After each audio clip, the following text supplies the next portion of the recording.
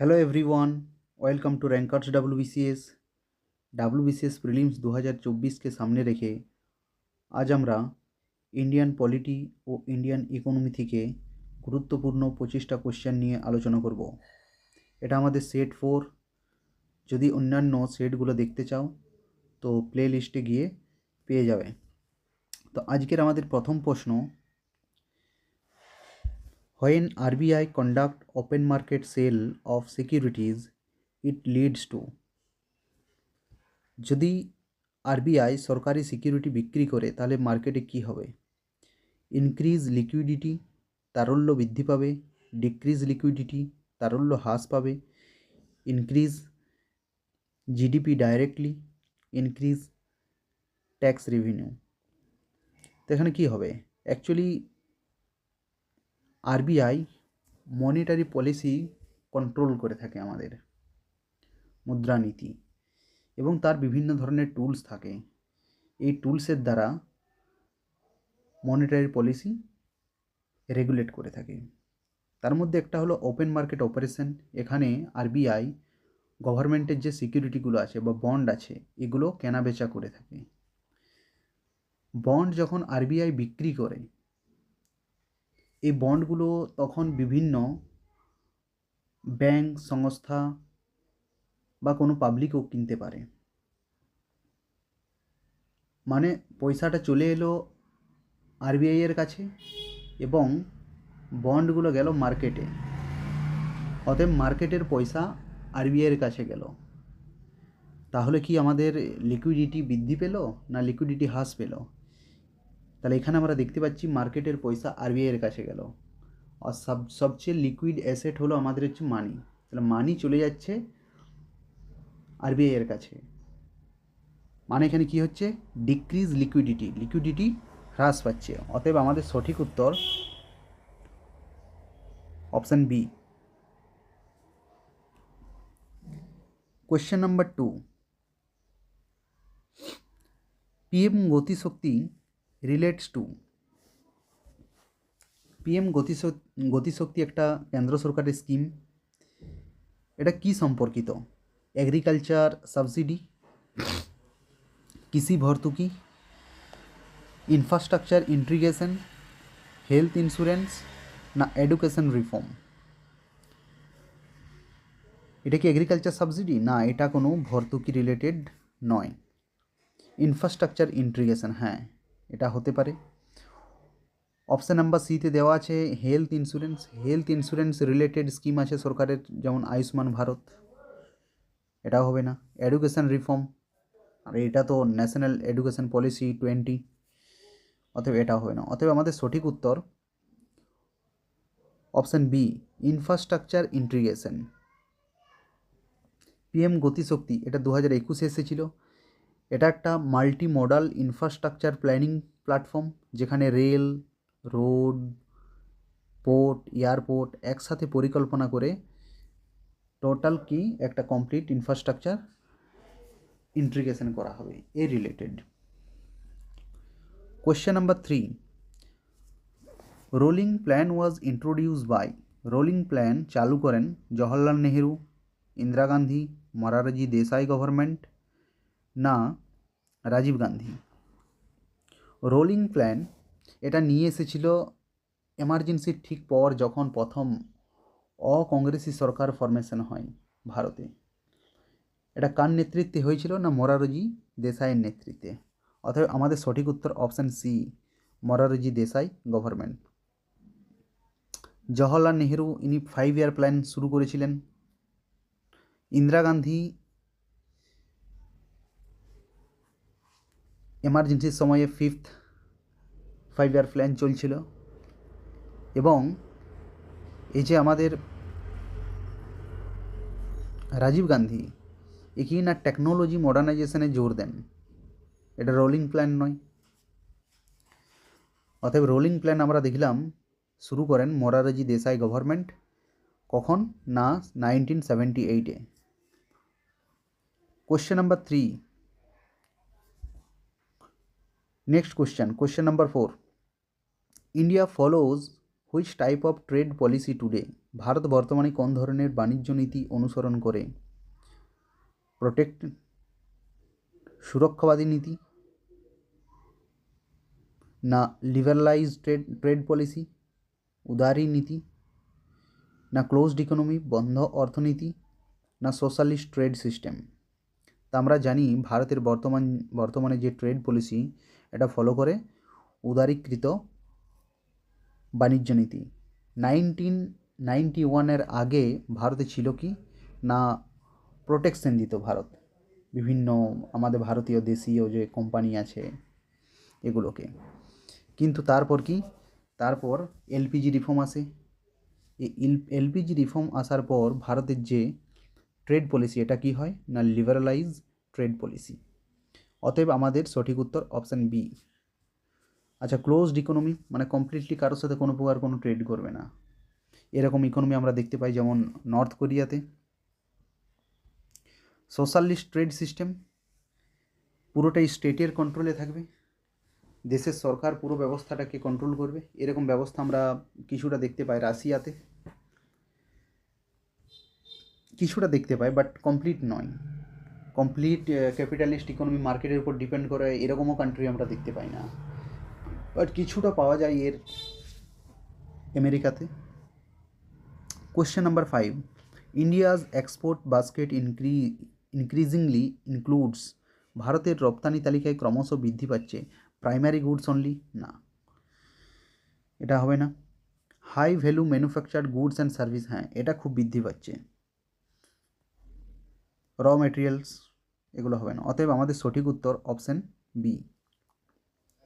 Question number 6,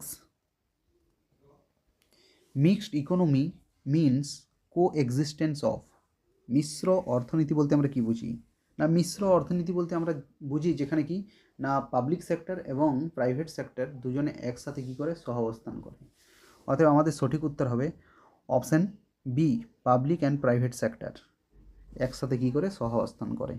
agriculture industry হবে না, export import এগুলো তো আমাদের ব্যালেন্স অফ ট্রেড এটার ম্যাটার, রুরাল আরবান ইকোনমি না। Question number 7, which digital platform helps MSME sell to government buyers, সরকারি ক্রেতাদের কাছে এমএসএমই বিক্রি করতে সাহায্য করে কোন পোর্টালের মাধ্যমে? জেম পোর্টাল, ভীম অ্যাপ, ডিজি লকার না ইনাম? এর সঠিক উত্তর হবে option A, GeM portal, government e marketplace. এখানে এমএসএমই থেকে সরাসরি গভর্নমেন্ট কী করে থাকে প্রকিউরমেন্ট করতে পারে। ভীম অ্যাপ দেখেছি আমরা, এটা কি এটা একটা ডিজিটাল পেমেন্ট অ্যাপ, এটা। এবং ডিজি লকার কি যেখানে আমরা ডকুমেন্ট একটা storage platform.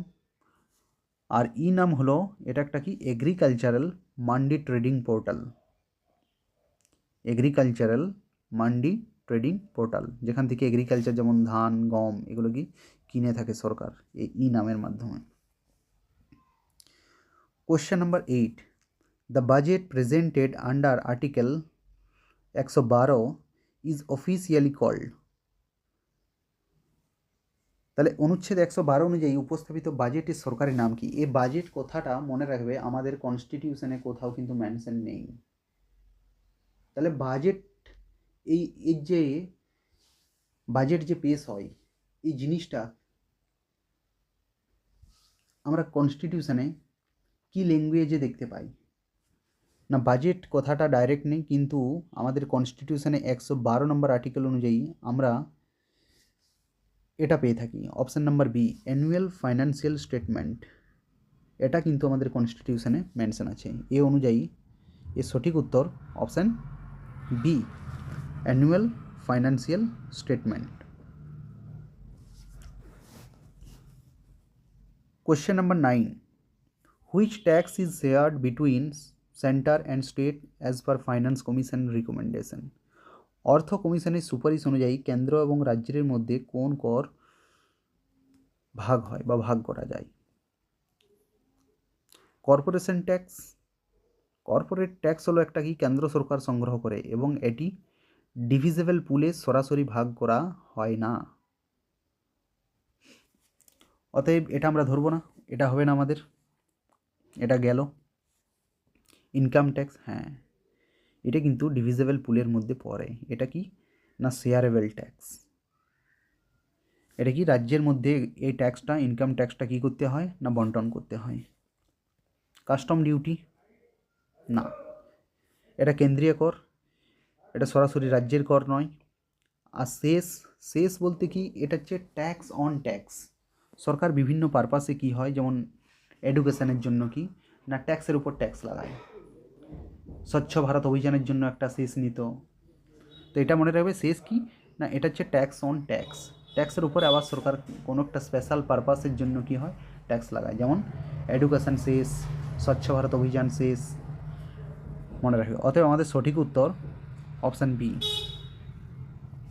Question number 10, which organisation release global hunger index. Global hunger index কোন সংস্থা বা কোন অর্গানাইজেশন পাবলিশ করে? FAO, food and agriculture organisation না। কনসার্ন ওয়ার্ল্ড ওয়াইড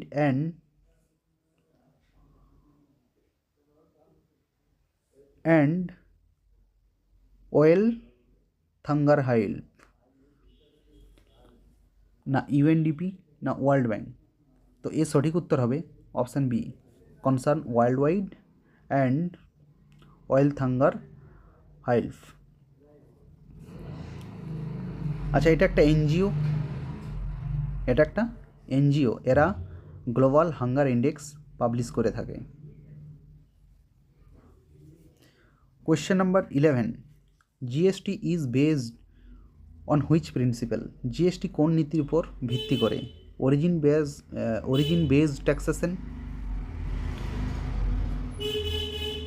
এটা উৎপাদন স্থানের ভিত্তিতে, এটা কিন্তু কোনো ট্যাক্স নয়। জিএসটি উৎপাদনের স্থানের উপর নির্ভর করে না, এই ট্যাক্সেশন নয়। এটা কি একটা ডেস্টিনেশন বেস ট্যাক্স, মানে যেখানে পণ্য বা সেবা কী করা হয়, কনজিউম করা হয়, ভোগ করা হয় এবং সেখানে কর যায়। তাই এটা কি, তাই এটা একটা ডেস্টিনেশন বেসড ট্যাক্সেশন। এটা প্রোডাকশনও হবে না এবং ইনকাম বেসডও হবে না। অতএব option B is our correct answer. Which economic corridor improves connectivity between Kolkata and North Bengal? Golden quadrilateral, east west corridor না কোস্টাল করিডোর না ইন্ডাস্ট্রিয়াল করিডোর? ইন্ডাস্ট্রিয়াল করিডোর কোথায়? কলকাতা নর্থ বেঙ্গল। কোস্টাল এখানে কোথায় কোস্টাল আসছে? গোল্ডেন কোয়াড্রিল্যাটারাল চারটে ইন্ডিয়ার বড় শহরকে কানেক্ট করছে, দিল্লি, কলকাতা, মুম্বাই, চেন্নাই। অতএব এখানেতে কোনো প্রশ্নই আসছে না। অতএব আমাদের সঠিক উত্তর হবে option B, east west corridor. এটা ইস্ট ওয়েস্ট করিডোর, এটা হচ্ছে আসামে শিলচর থেকে এটা গুজরাতের পূর্বাঞ্চল পর্যন্ত এটা বিস্তৃত আছে এবং এটা পশ্চিম ভারতকে পূর্ব ভারতের সাথে কানেক্ট করছে। Question number 13, freedom from payment of taxes for promotion any religion is under which article? ধর্ম প্রচারের জন্য কর প্রদানে বাধ্য না করার অধিকার কোন অনুচ্ছেদে বলা আছে? আর্টিকেল 26, আর্টিকেল 27, আর্টিকেল 28 না আর্টিকেল 29? আমরা জানি আর্টিকেল 28-এ কী আছে না ধর্মীয় প্রতিষ্ঠান পরিচালনার অধিকার। ধর্মীয় প্রতিষ্ঠান পরিচালনার অধিকার, তাহলে কি এটা হবে? এটা হবে না, 26 হবে না। 27, হ্যাঁ, রাষ্ট্র কাউকে বাধ্য করতে পারে না ধর্ম প্রচারের জন্য কর দিতে, এটা ঠিক। কোশ্চেন নাম্বার 28-এ, আর্টিকেল নাম্বার 28-এ কী আছে না শিক্ষা প্রতিষ্ঠানে ধর্মীয় শিক্ষা সম্পর্কিত। এবং আর্টিকেল 29-এ আছে সাংস্কৃতিক এবং ভাষাগত অধিকার। অতএব এটাও হবে না, এটাও হবে না। অতএব B is our correct answer. Question number 14, consider the following statement regarding article 21।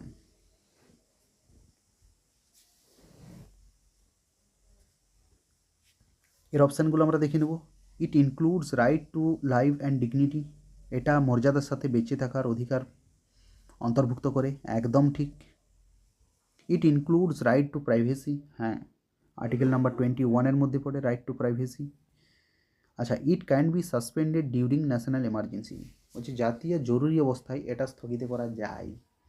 এটা আগে যেত এবং তারপর 44তম সংশোধনের পর এটা কিন্তু সাসপেন্ড করা যায় না। প্রথমে সংবিধানে এটা সাসপেন্ড করা যেত, কিন্তু 44তম সংশোধনের পর আর্টিকেল নাম্বার 21 এটা হচ্ছে এমার্জেন্সি টাইমেও কিন্তু সাসপেন্ড করা যায় না। অতএব এটা কিন্তু ভুল। 3 আমাদের ভুল, 1 2 ঠিক, অতএব B is our correct answer.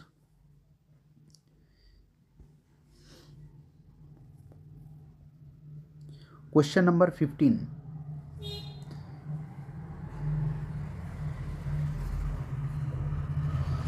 Consider the following statement regarding Indira Sahani versus Union of India. Indira Sahani এবং ইউনিয়ন অফ ইন্ডিয়া মামলার প্রসঙ্গে এখানে কি বলা হয়েছে? ইট আফেল্ড দ্য রিজার্ভেশন ফর ওবিসি, বলছে এটা ওবিসিদের জন্য সংরক্ষণ সমর্থন করে এই কেস, এটা একদম ঠিক। বলছে ইট ইন্ট্রোডিউস 50% সিলিং অফ রিজার্ভেশন, সংরক্ষণে 50% সীমা নির্ধারণ করেন, এটাও ঠিক। 3 নম্বরে বলেছে it allowed reservation in promotion, Supreme Court কিন্তু প্রমোশন রিজার্ভেশনের অনুমোদন করেননি, অতএব এটা ভুল। এই অনুযায়ী আমরা দেখব এটা ভুল, এটা ভুল, 3 যেখানে আছে ওখানে কেটে দেবো, অতএব A is our correct answer. Next question, which amendment made the article 20 and 21 non suspendable during emergency? এটা আমরা আগেই দেখলাম। কোন সংশোধন অনুচ্ছেদ 20 এবং 21কে জরুরি অবস্থায় অস্থগিতযোগ্য করে? তো এই সঠিক উত্তর হবে অপশান বি। এই সঠিক উত্তর option B, 44 amendment. Question number 17, consider the following statement regarding Rajya Sabha. একে বলছে it is a permanent house, একদম ঠিক, এটাকে ভাঙা যায় না। 1/3 of its member retire every 2 years, হ্যাঁ একদম ঠিক, প্রতি 2 বছর ছাড়া ছাড়া 1/3 সদস্য অবসর নেই।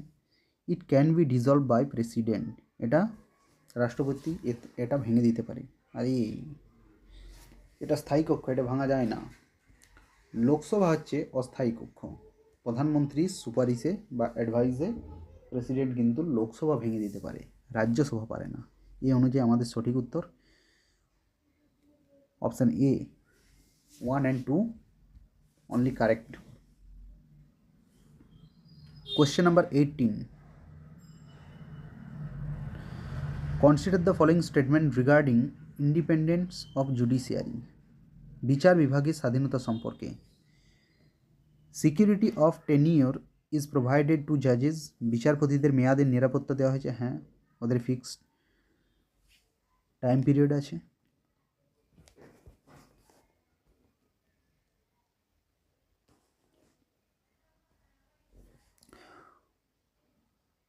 দুইয়ে দেওয়া আছে salaries are charged on consolidated fund of India, যাতে সরকার ইন্টারফেয়ার না করতে পারে বিচারপতিদের উপর, তার জন্যে সুপ্রিম কোর্টের বিচারপতিরা ডাইরেক্ট বা এবং হাইকোর্টের বিচারপতিরা কোথার থেকে পয়সা পায়, বেতন পায় না কনসলিডেটেড ফান্ড অফ ইন্ডিয়া থেকে। এখানে সরকারের কোনো রকম ইন্টারফেয়ারেন্স থাকে না, এটাও ঠিক। Parliament can reduce salaries of জাজেস ডিউরিং দেয়ার টেনিওর, সংসদ ও যে বিচারপতিদের বেতন কমাতে পারে তাদের মেয়াদকালে, না একদম পারে না কোনো রকম। তাহলে ইন্ডিপেন্ডেন্ট জুডিশিয়ারি কোথায় থাকলো? সরকার তো ইনভলভ হয়ে গেল। এই হিসাবে আমাদের সঠিক উত্তর option A. Question number 19. Zonal council in India were created under which legislation?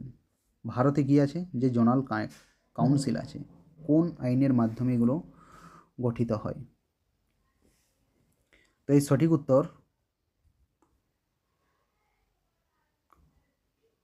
Option C, state reorganisation act 1956। এটা হবে না, এটা হবে না, এটা হবে না।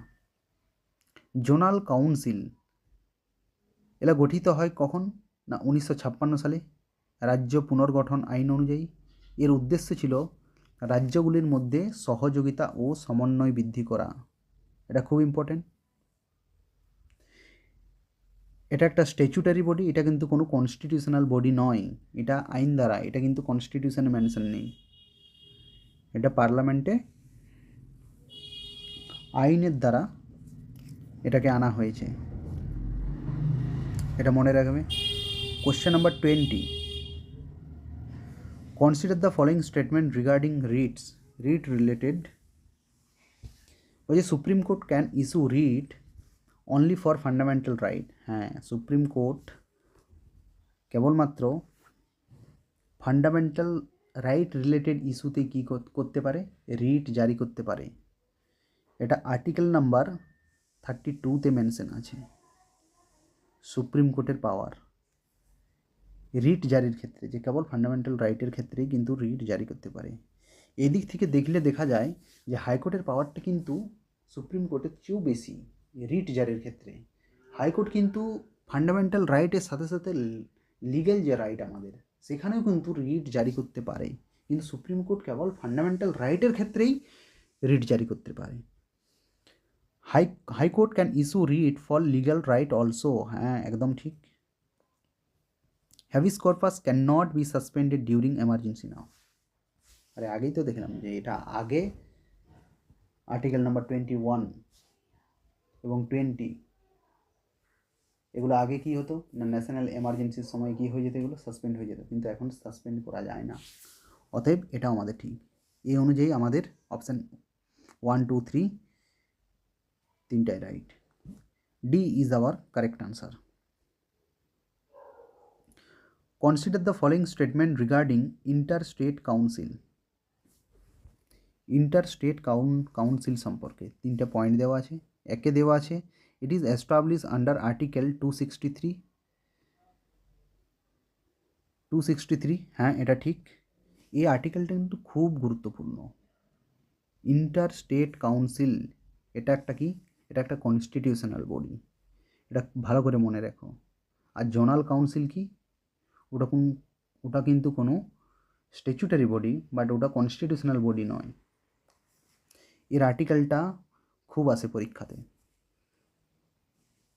আচ্ছা, ইট is a permanent statutory body. না, এটা স্ট্যাচুটারি বডি নয়, এটা কনস্টিটিউশনাল বডি, এটা সাংবিধানিক সংস্থা।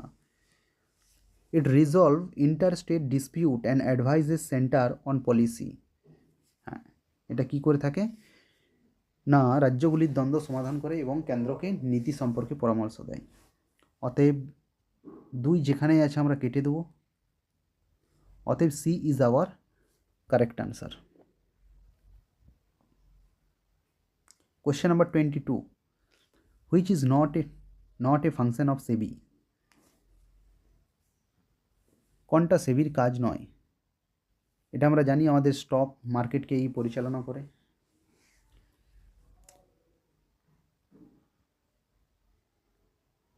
Regulating stock exchange. হ্যাঁ, একদম ঠিক। প্রোটেক্টিং ইনভেস্টর, বিনিয়োগকারীরা বা বিনিয়োগকারীদের কি সুরক্ষা প্রদান করে।